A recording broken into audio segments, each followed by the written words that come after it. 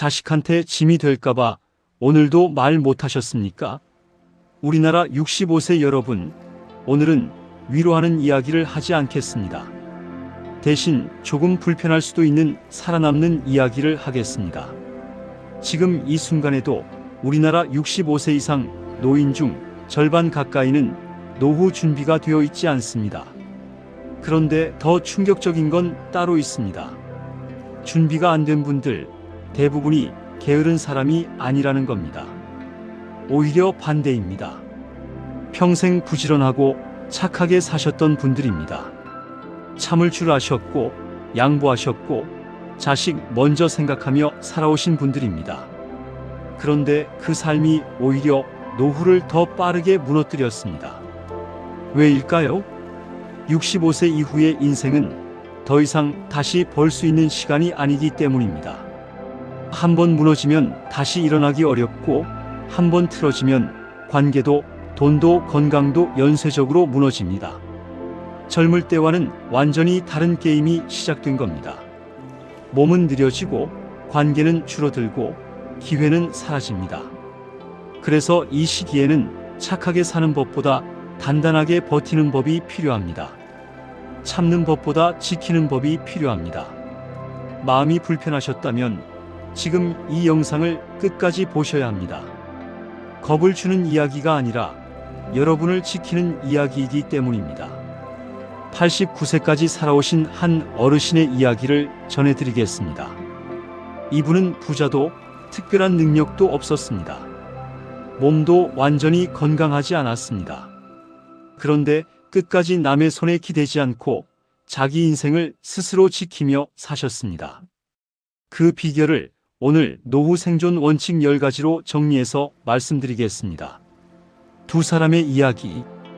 윤씨 할머니 72세. 새벽 5시면 눈이 떠졌습니다.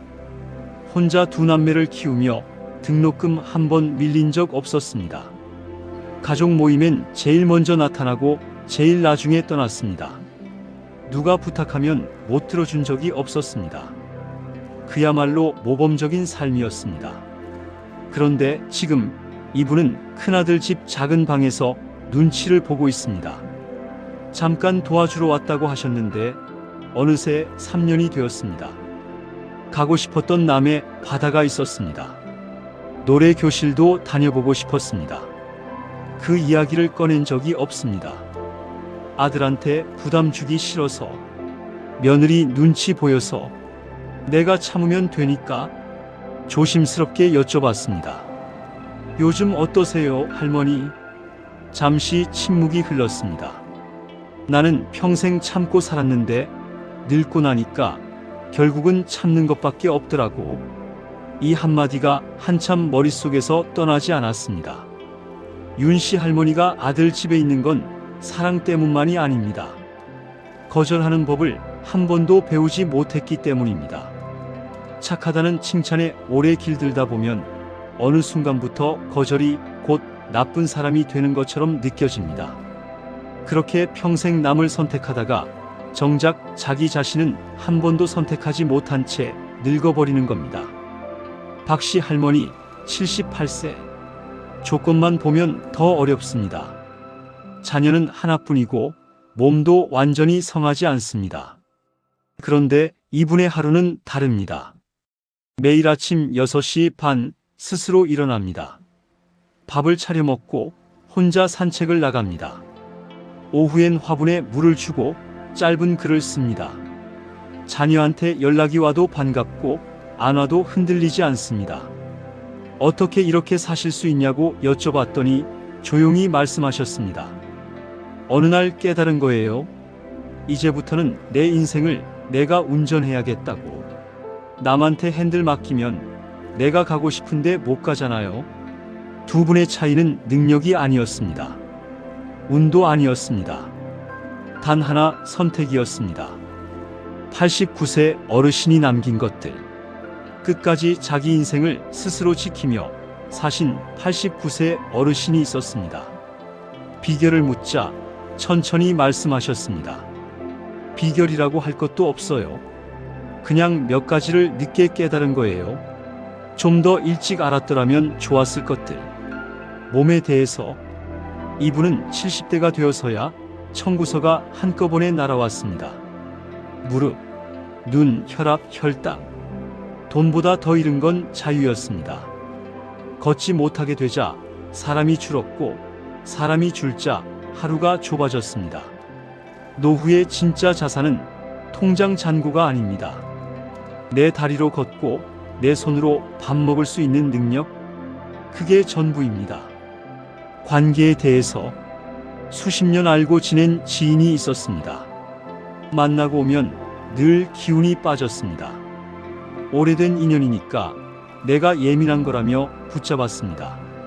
70대 중반에야 먼저 연락하지 않기로 했습니다. 그 자리에 생긴 여백이 진짜 편한 사람들로 채워졌습니다. 지금 주변을 돌아보십시오. 함께 있으면 에너지가 생기는 사람과 빠지는 사람.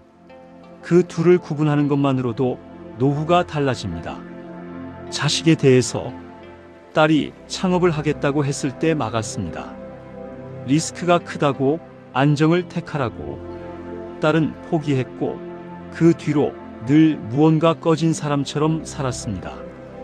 80대가 되어서야 그게 마음에 걸렸습니다. 내가 막은 게 창업이 아니라 그 아이 인생이었을 수도 있다고. 자식의 자생력을 믿고 한 걸음 물러나는 것, 그게 진짜 사랑일 수 있습니다. 자기 자신에 대해서 젊은 시절부터 그림을 그리고 싶었습니다. 언제나 나중에라고 했습니다. 집 마련하면, 아이들 크면, 은퇴하면. 그런데 나중에는 오지 않았습니다.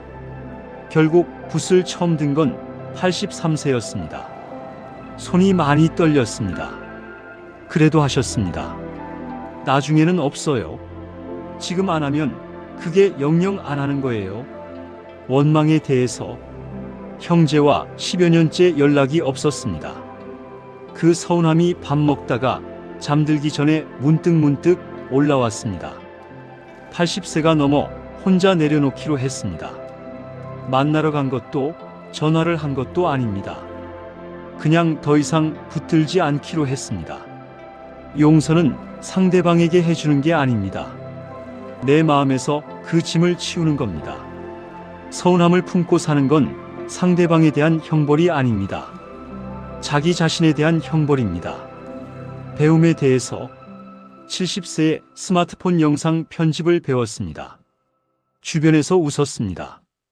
개의치 않았습니다. 덕분에 멀리 사는 손주와 영상 통화를 하고 자기 일상을 기록했습니다. 뇌는 쓰지 않으면 녹습니다. 새로운 것을 배우지 않으면 과거의 기억만 파먹고 사는 사람이 됩니다. 거창한 것이 아니어도 됩니다. 오늘 처음 가보는 카페 하나, 이름 모르던 꽃 한 송이, 그 작은 설렘이 당신을 아직 살아있게 합니다. 다시 밤 11시 텔레비전 소리만 가득한 그 거실, 그 자리, 누군가의 선택입니까? 아니면 당신의 선택입니까? 윤씨 할머니는 착하게 살았습니다. 그런데 자기 자신을 단 한 번도 선택하지 않았습니다. 박씨 할머니는 형편이 더 어려웠습니다. 그런데 핸들을 자기 손에 쥐고 있습니다. 두 사람의 차이는 딱 하나였습니다. 자기 인생의 운전석에 자기가 앉아 있느냐, 없느냐. 지금 이 순간에도 노후는 조용히 무너지고 있을 수 있습니다. 하지만 지금부터 바꾸면 충분히 막을 수 있습니다. 핸들은 아직 당신 손에 있습니다. 오늘 하루 단 한 가지만 선택하십시오. 당신 자신을. 이 이야기가 마음에 남으셨다면 구독과 좋아요가 큰 힘이 됩니다. 이 말들이 필요한 분께 지금 바로 전해 주십시오. 당신의 공유 하나가 누군가의 노후를 바꿀 수 있습니다.